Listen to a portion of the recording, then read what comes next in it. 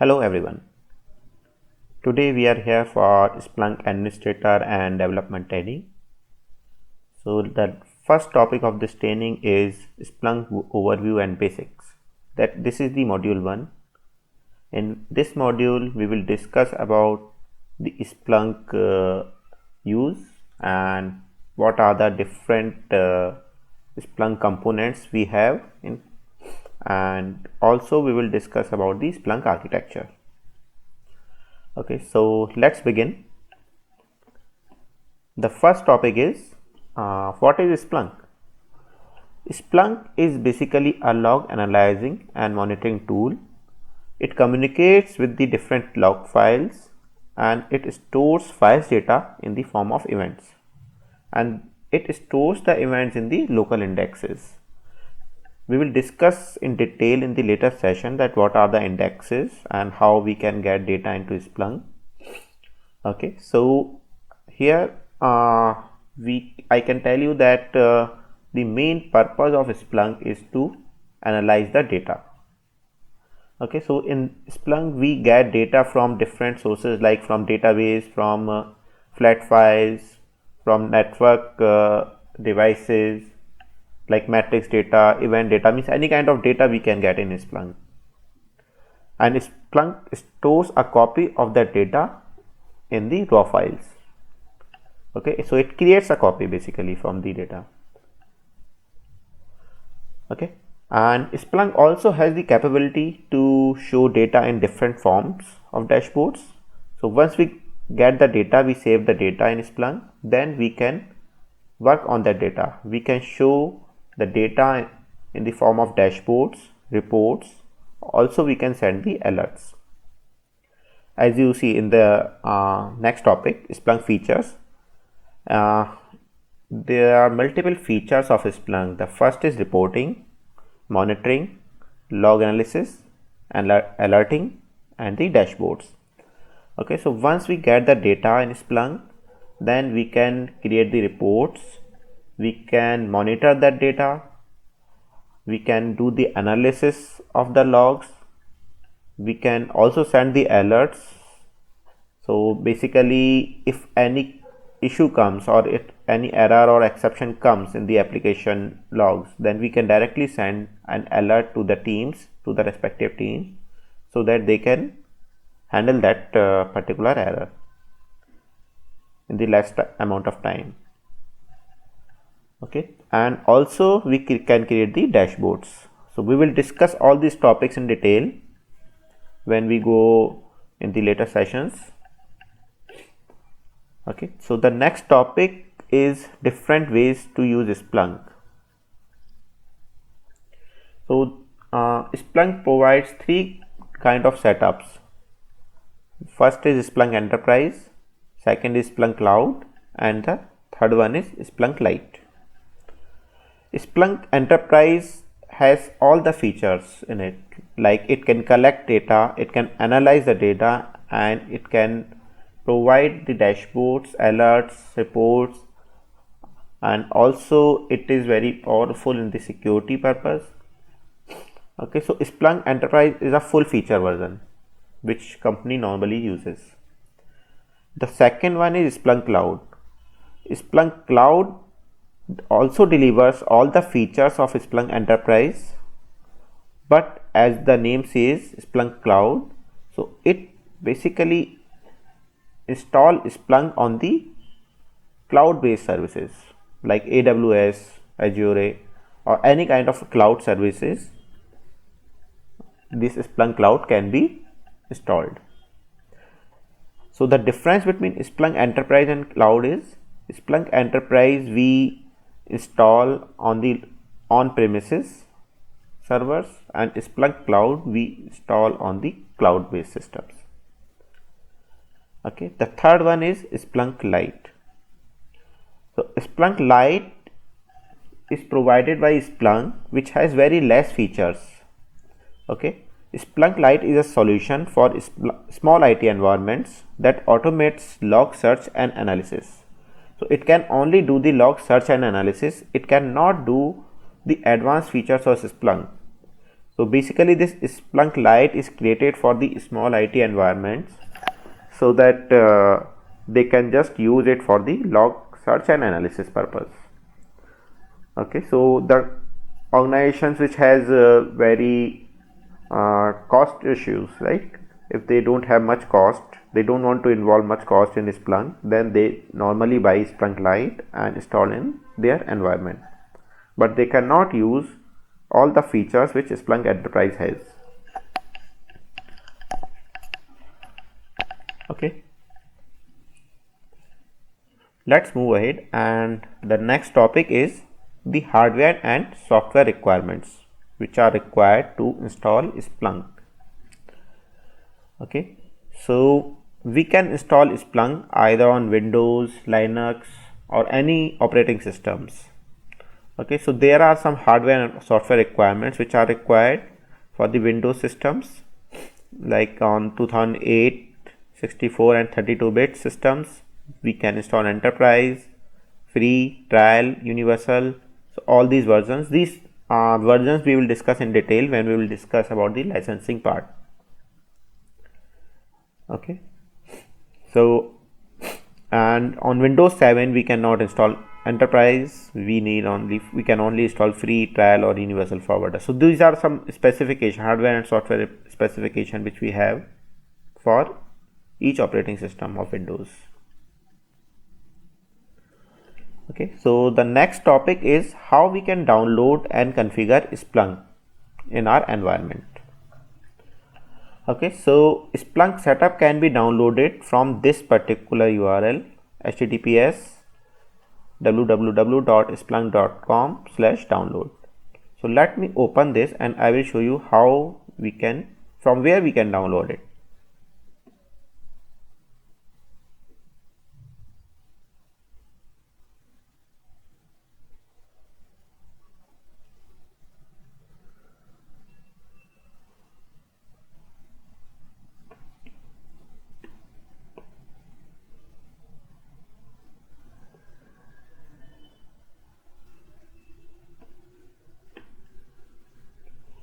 Okay, so let me open it.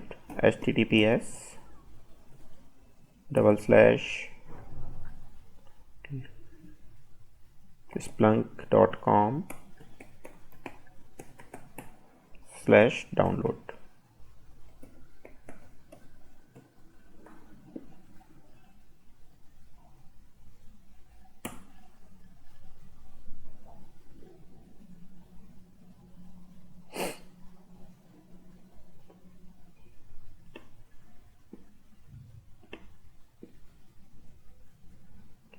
Okay, so here is the Splunk.com website from where you can download Splunk software.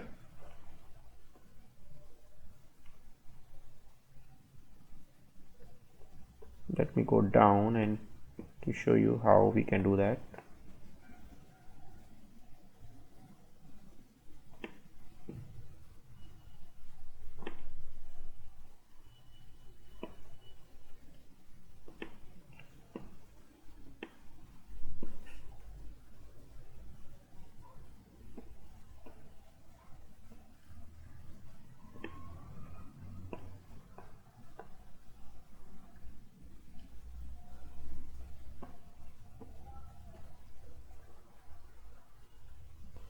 Okay, so here is the splunk.com/download, and there is the download free 60-day trial option. You can click here to download Splunk Enterprise. There are other options also like Splunk Cloud, Splunk Lite, and Splunk Free, as we discussed about these three: Splunk Enterprise, Cloud, and Lite. Okay, there is one more version, Splunk Free, but that is only useful if you want to just learn the Splunk. So it will just give you the basic features of Splunk. Okay, so normally organizations doesn't use this Splunk Free. They normally use Splunk Enterprise, Cloud, or Lite. Okay, so let's go and click on download free day trial, 60 days trial.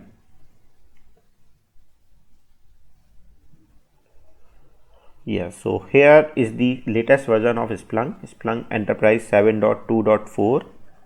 We can download this setup and to download this we need to create a login for that.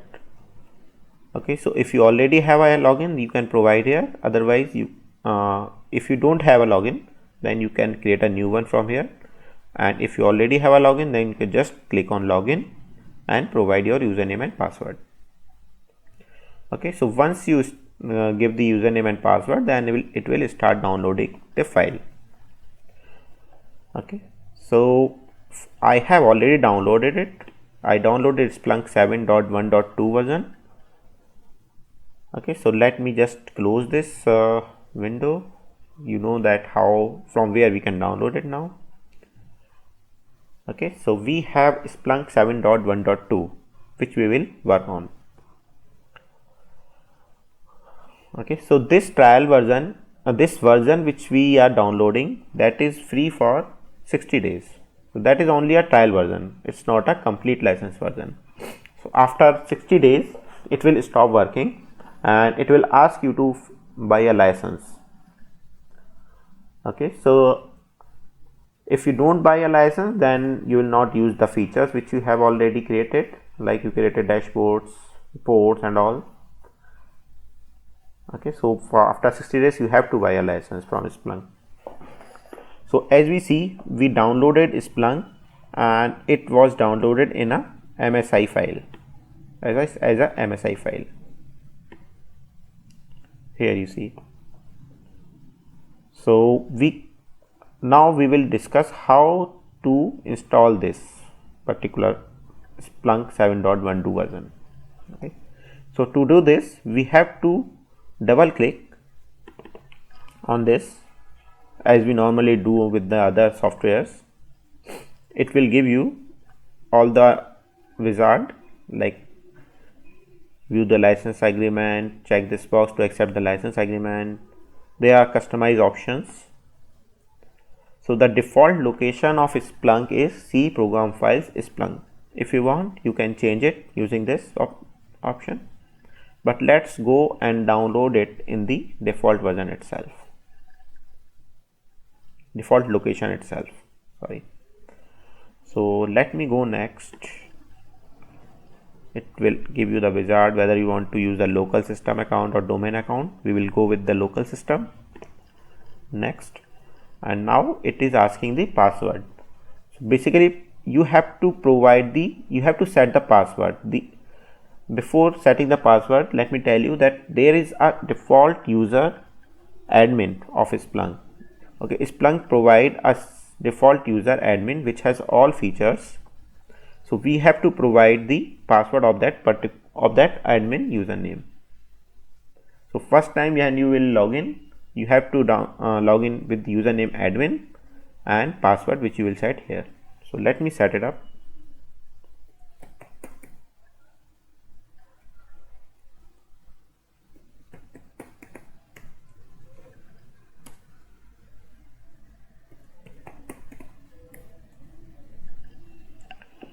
Click next. Whether you want to create the start menu or not, let me not create it, and then install. It will start installing Splunk Enterprise.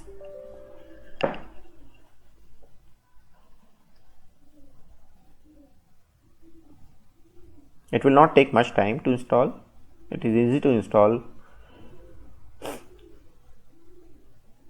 So you can do this exercise in your local system or laptop. You can download Splunk, any version of Splunk, and install it in your local systems.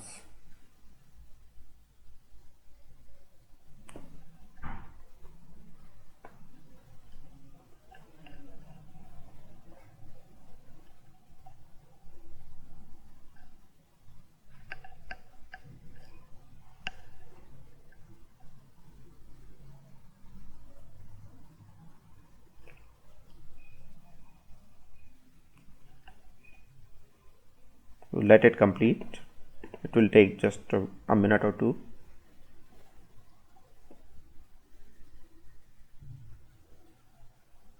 So once it is done, then we will discuss about, I will just show you that what is the Splunk UI, how it looks like, how you can log in first time, and how you can change your password. You can also create users and roles, but that we will discuss in detail in the later sessions. So initially we will start with admin and the password which we have set here.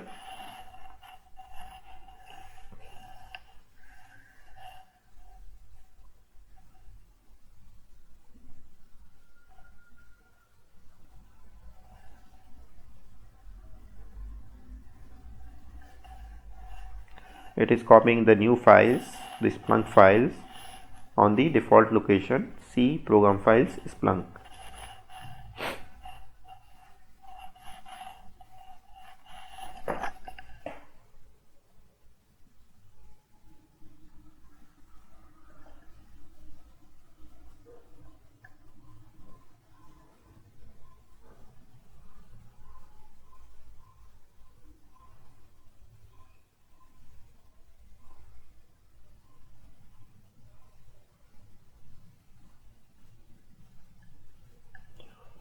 So once it is done, then we will open a browser and we can access Splunk using a browser. Okay, so there is no application, normally desktop application which we use to connect Splunk. We go to browser and then we type http:// then localhost, that colon, and then 8000. So using this URL you can access Splunk and a login screen will appear. So let it complete and I will show you all these.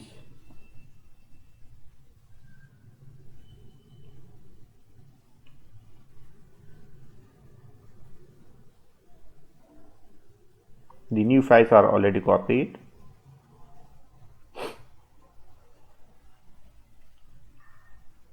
Now it is checking the status, like it is starting the Splunk services and it is checking if everything is good. Then it will give you the successful message.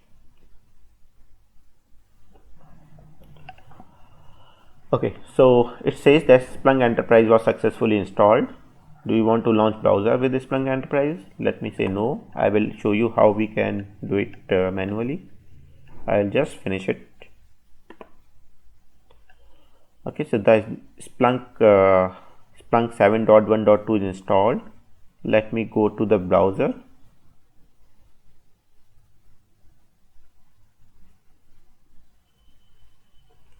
And here I will type http:// then localhost 8000.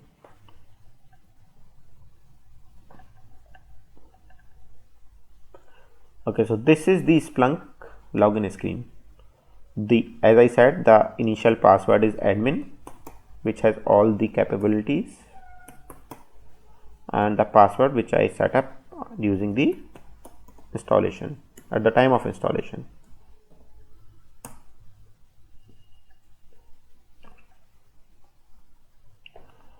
Okay, so this is the Splunk home screen which you are seeing here.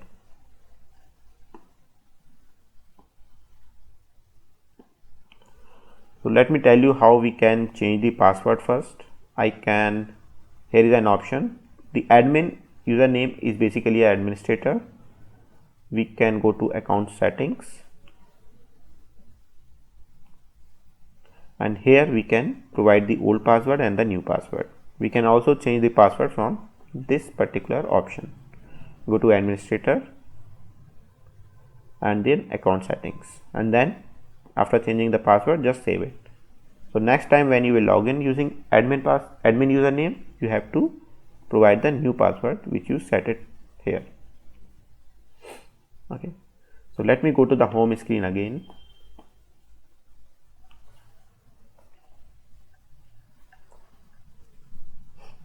Okay, so this is the home screen. Let me go to search and reporting. These are the different apps. We will discuss all these apps later.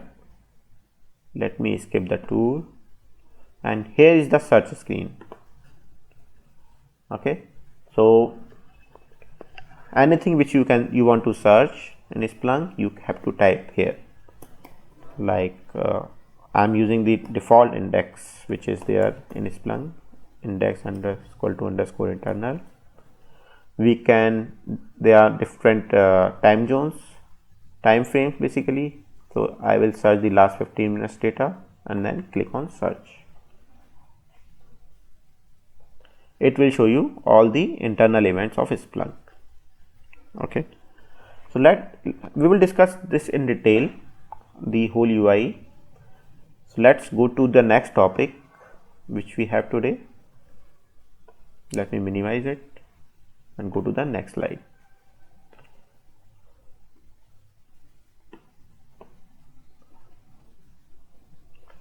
Okay, so the next topic is Splunk architecture. Okay, so what is the Splunk architecture? Is basically it communicates with the log files, it listens on the network ports, it runs the scripts, it can also monitor the files, and then once the data is there, then it starts searching the events.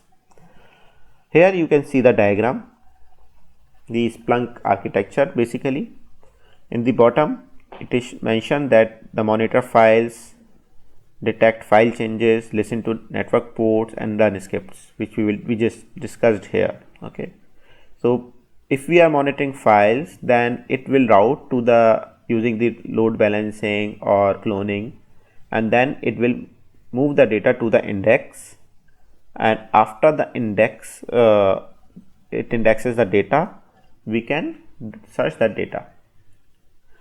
Okay, and when we are able to search the data, then we can create the reports, we can create the alerts, scheduling, everything. Okay, we also have a deployment server which is used to distribute the files, which we will discuss later. And also there are users and access controls. As I said that we can also create the new users and roles in Splunk. Okay, and here is the Splunk web interface which we just opened here using HTTP localhost 8000. Okay, there is Splunk CLI and other interfaces. So we basically works on the Splunk web interfaces only. Okay, then it says the Splunk engine. What is the Splunk engine? It do the scheduling, alerting, reporting, searching, indexing, data routing. It monitors the files, detects file changes and all. Okay, so this is basically a Splunk architecture.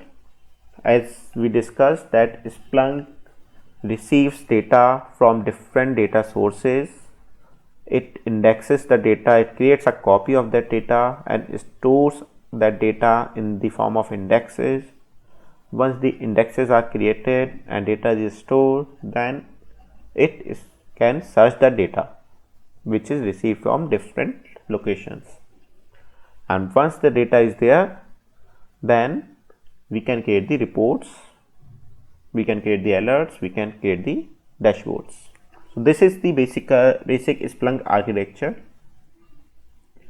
The next topic is Splunk components. This is very important topic because we will use all these terms in the later sessions. I will just say the search head, indexer, forwarder. So we need to understand what are these Splunk components. Okay, so there are basically 4 Splunk components. These are the major components, I would say. The first is search head, the second is indexer, then the forwarders, and the last one is deployment server. So when we talk about search head, then search head is basically a web interface, Splunk web interface, as it is mentioned here. So search head is basically a Splunk web interface which is used to search the data. Okay, indexers are used to store the data. Okay, please note that point, that search head is used to search the data, indexers are used to store the data, forwarders are used to send the data. As we discussed that we can get data from different files or application directories or network devices, right? So all the devices from where we are getting data, those are the forwarders. Okay, so we need to install the forwarders on all the servers from where we are getting data. There are different methods to get data. One is the Splunk forwarding. We can install Splunk heavy forwarder or universal forwarder. Okay, so that we will discuss that what are these kind of forwarders. And the last one is deployment server. Deployment server is basically to send the files to the forwarders, basically not the files, the input configurations. Okay, so as we discussed, forwarders are the servers from where we are getting data. Okay, so how the forwarders will know that which data they want to send? So for that we use deployment server. Okay, we send the location of the files from deployment server to the forwarders. We basically distribute the input configuration files from deployment server to forwarders so that they will know that which file location data they want to send, they have to send. Okay, so once the input configurations are done, then forwarders sends data to the indexers. It does not send data to the search head directly. Okay, so basically deployment server sends input configuration to forwarders. Forwarders sends the data which is mentioned in the input files to indexers, and once the data is stored in indexer, then search head communicate to the indexers to show the data on the UI. Okay. Okay, so these are the Splunk basic components. We will discuss more about these components, that how to configure each and every component: search head, indexer, forwarder, and deployment server. Okay, before that, let me show you where is the Splunk installed. We installed Splunk, right? So we installed it in the C program files Splunk.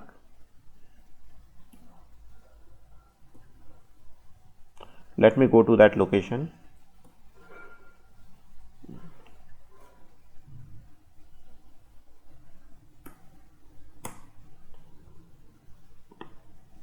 C program files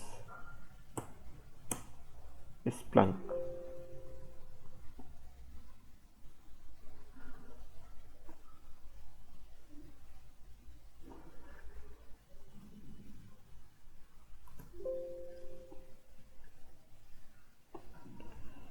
Okay, so here is Splunk folder, C program files Splunk. Okay, here you see that different folders are available. So all the configuration, data storage and everything happens in this C program files Splunk. Okay, so let me show you where it stores the data. We go to the where folder, then lib, then Splunk. Okay, these are the default indexes which Splunk normally distribute with the Splunk Enterprise. Okay, so whenever we will create a new index, it will store in this particular location under C program files Splunk, where, lib, and Splunk. Now let me show you the services which it creates.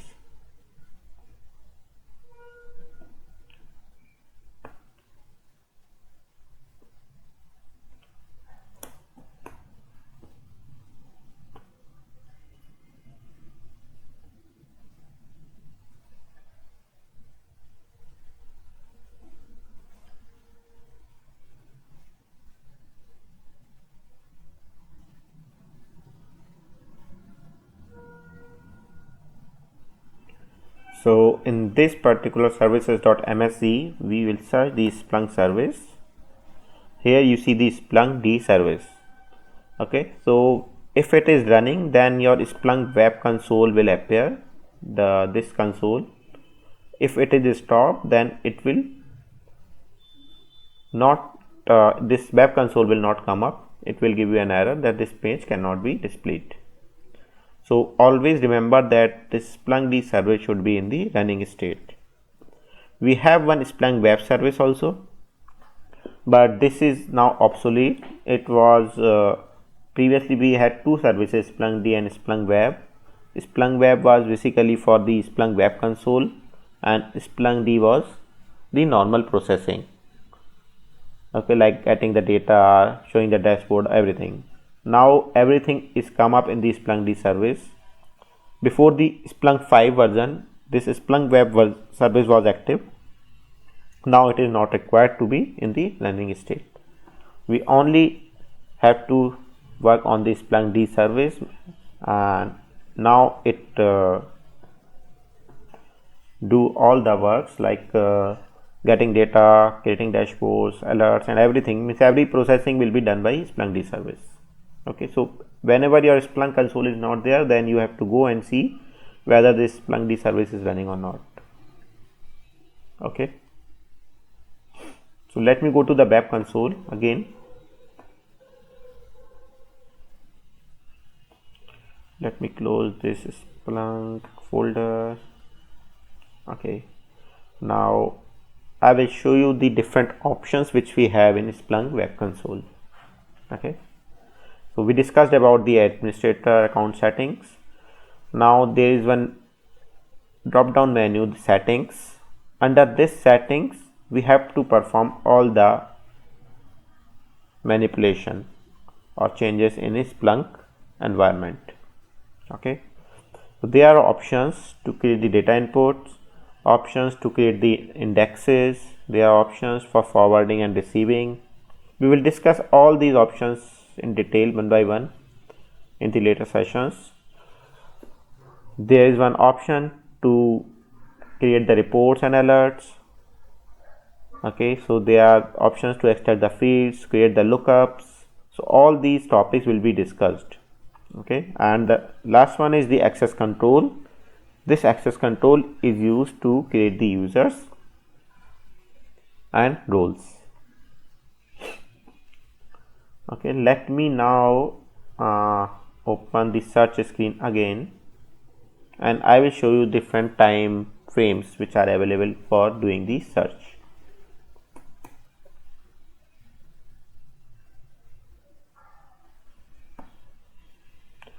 I am using the Splunk internal index because we do not have any index created yet. We will create our own index later when we will discuss about the data inputs. So when you click on this drop down, by default it will search data from the last 24 hours. Okay, but when you will click on the drop down, then there are multiple options like last 15 minutes data, 60 minutes data, the last 4 hours, last 24 hours, 7 days, 30 days. Okay, similarly there are multiple options. Okay, one is the all time. So when you will click all time, it will give you data from all time, means there is no time frame. The data from when we created the index, it will show you the data. Okay, and there is one real time option also. So when we click on 30-second window or 1 minute window, it will continuously give you the results on the screen.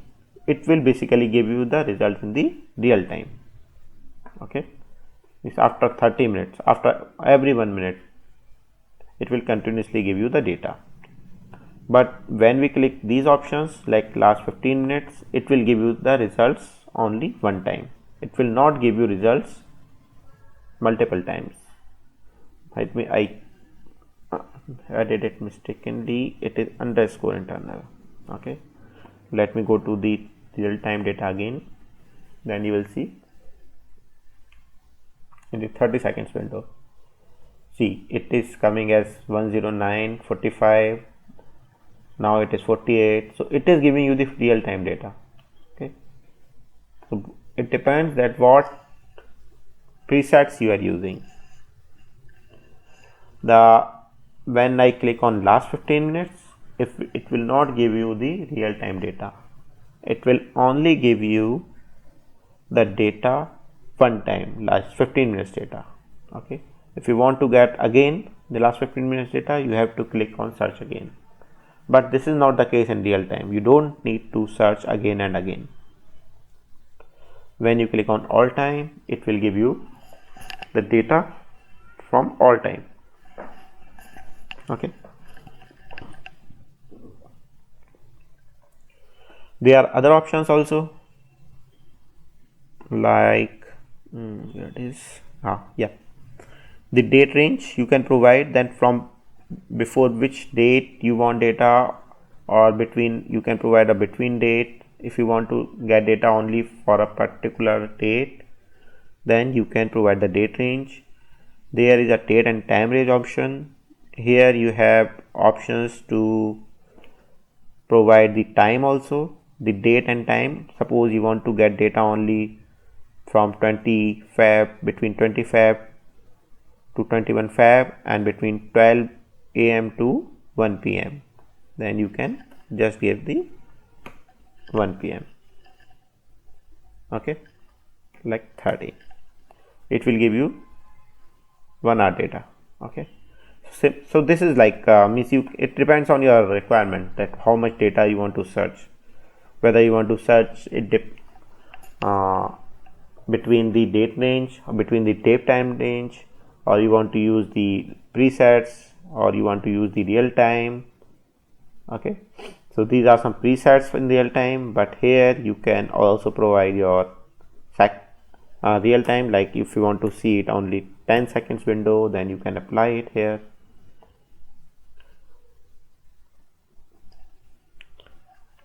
Okay, so basically these options are, these are the presets which are provided by Splunk, and below are the time frames which you can provide yourself.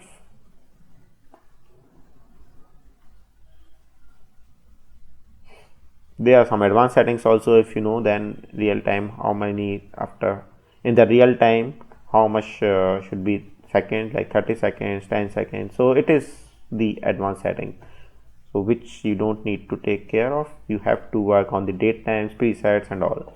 But if you want to use advanced settings, then also you can use that.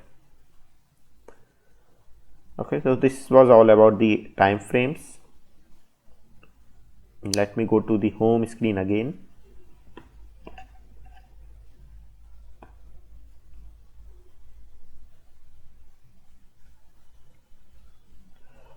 Yeah, let me show you that what are the fields it extracted.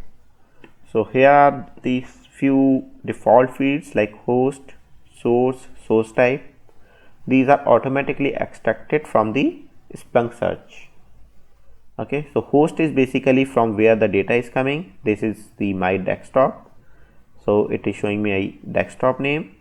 Which source, what is the file from where data is coming in, and the source type, that what is the source type. Source type is basically a type of source, like if you have the IS logs, if you have the Windows logs, then you can add those all logs in the same source type. Okay, so here it is showing the Splunk D access. Okay, so these are basically, we will discuss all these source and source types in detail. So these are some selected fields which are provided by Splunk automatically when you search some data, and there are some interesting fields also which it extracts automatically. Okay, so it depends that what is your requirement and what field you want to use. Like you can use the index. You can see here that in which index your data is coming from. It is from _internal. You can also select it and it will give you the index. You can directly select it from here, like let me remove this.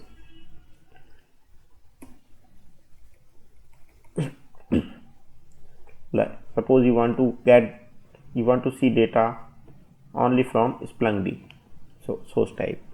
Okay, so it will not give you the other source types data, it will only give you the Splunk D logs. Also, if you want to see data from a particular splunk.log file only, then you can just click here, or you can also type in the search string. Okay, so it totally depends on your requirement, that what kind of data you want to search, what type of fields you want to extract. We will discuss that how the fields can be extracted. If you want to extract some other fields also, then we can extract it. Okay, so we discussed about the Splunk components: search head, indexer, forwarders, deployment server. We discussed about the Splunk architecture. We also discussed how to download and install Splunk in your local systems, and we discussed about the different ways of Splunk, like Splunk Enterprise, Cloud, and Lite. Okay, and we also discussed about the Splunk web interface. Okay, so that's it in this module 1. We discussed about the Splunk overview and basics. In the next module, we will discuss more about the Splunk web and Splunk licensing. Thank you. Thanks very much for your time. Goodbye.